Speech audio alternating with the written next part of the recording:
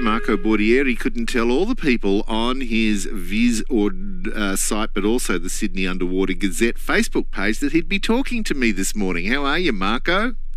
Hello, Simon. I'm excellent. What about you? Good. You must be privileged to know that you're running a news site now. The Sydney Underwater Gazette, incredibly, is still on. I was checking. Likely, the name Gazette has not, fall into the filters of Facebook, so it's still on. Well, that is good news, because you take people under the waters to show them unique and amazing creatures, and one of the ones I love, just purely by the name itself, is the Eastern Gobbleguts. Yeah, the name is funny, but the behavior is even more interesting.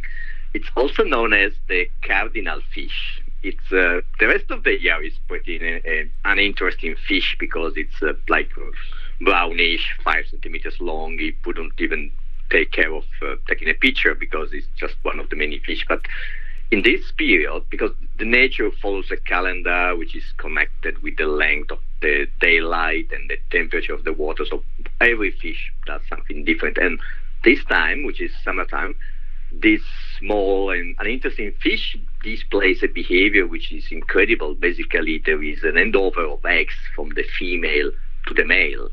And these eggs are handed over not through passing them with fins or flippers. This is, the photo you've got on the website is incredible. It's a mouth overflowing with eggs. That's probably why there is his name. And it's over 1,000 eggs that form a ball of eggs. And when the female produces those eggs, she hands it over to the male, which is close by.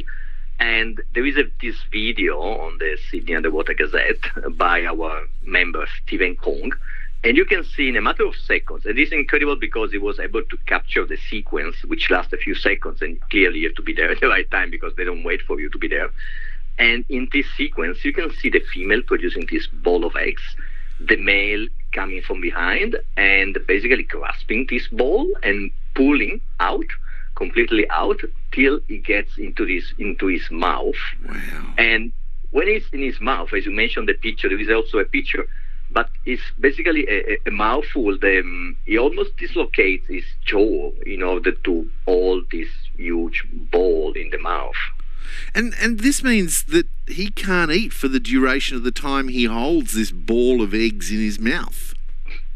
Well, on the assumption that he doesn't eat some of the eggs, because actually for a couple of weeks while he's brooding these eggs in the mouth, he can barely breathe, but definitely he cannot have any food because of the obstruction in the mouth, and he doesn't want to leave this ball anywhere because would be an easy prey of anyone. No, he doesn't have any food for 2 weeks. So at the end of the period, when the eggs hatch, he's actually underweight. Wow. And is this unique to just this fish, or are there other cases in nature where it happens? Yeah, sometimes we've been talking about others, like, so for example, seahorses, they keep the eggs in the pouch. Male weedy sea dragons, they don't have a pouch, don't have a big mouth. They attach the eggs to the tail, which is kind of a sticky. But there are also reptiles or birds like the emus, where the male looks after the eggs. And then you have on the other end of the scale, there are birds like the cowbird. Those are the worst one, because basically what they do, they deliver the eggs in somebody else's nest and then just fly away. They don't care. So there's a full range in nature. But if we do want to go underwater this weekend, what are the conditions like, Marco? They are very average, I would say below average. Oh. So the easterly swell has been hitting the coast for the last 10 days, and the conditions will be quite bad. So like Oceanside is 4 meters, Harbour 2 to 3 meters, Botany Bay 4 meters. I'm talking about visibility in meters. Temperature is pretty good, it's 22, which goes usually up to 22, 23, and the peak of the season, which is coming in a couple of months. For the weekend, probably nothing is going to change, because this easterly swell is going to persist for actually almost 1 week. So I would say probably stay in the harbor. Most of the coast is going to be affected by this swell. We did get a good visibility report from Clovelly yesterday because it's kind of enclosed. Yeah. So maybe, yeah, if you're in the area, and well, I think you are in the area, Simon, probably worth checking because it's quite enclosed. So depending on the tide, it could be actually pretty protected. Well, Clovelly could be the pick, and people can see those photos and the video of the Eastern Gobbleguts eggs at Sydney Underwater Gazette. And Marco Bordieri, you have a good weekend. You too, Simon. Have a good day.